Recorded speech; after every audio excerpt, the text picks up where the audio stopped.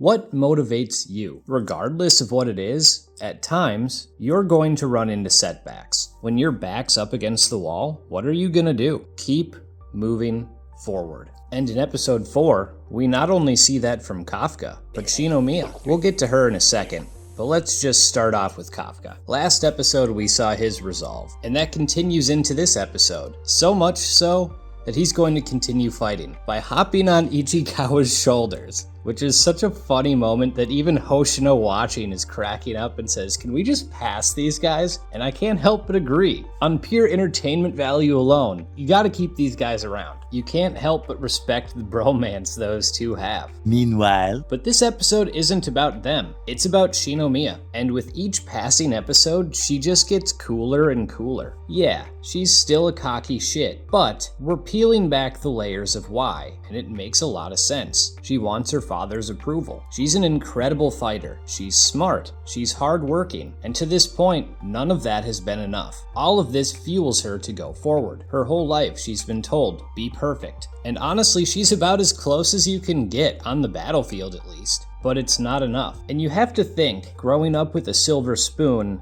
and not getting the attention you want or deserve from your father might leave you kind of jaded. But that's not Shinomiya at all. After she says be perfect, she says nobody dies. She's focused on saving everybody. And I think for someone to grow up in the situation she has, to have that mindset is extremely rare and what makes her special. But this is anime, so being special isn't enough, because despite all the kaiju she kills, we get our twist, and we get some sort of talking kaiju that resurrects all the ones in the training facility and makes them sort of improved zombie kaiju. And it's too much for her. She keeps fighting, but it's not enough. So we get our epic save by Kafka. And there's more that even goes into that, because by letting her see his kaiju mode, he has to have immense faith and trust in her that she won't squeal. And we get our MVP Ichikawa moment basically saying, dude, if they catch you, they're gonna kill you. And he's right. So it's a risky move for Kafka to pull off. But it's also awesome because he punches the kaiju so hard it tears the flesh from the bone. And then they say he's a Fortitude 9-8, which would be one of the strongest of all time. I wonder if he has more powers we don't know about, because they have that fake out where the kaiju is reviving and then he says don't and it just stops. I wonder if he actually controlled that. We finally get a Mina and Kafka reunion too, but it